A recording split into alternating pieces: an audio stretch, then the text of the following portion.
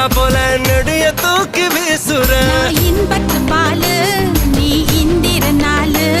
வந்து இஸ்திரி போட வாயண்டா நான் வீரமா முனிவேன் ஒரு முத்தமா தருவேன் இங்க மன்மதலில வேணாண்டி உன் சாவி ஏன் இடுப்பில் நான் ஒன்ன ஒரு பொம்மை போலாட்டி வைக்க போறேன்டா பம்பரா கண்ணால பச்சை குத்த வந்தால பம்பரா கண்ணால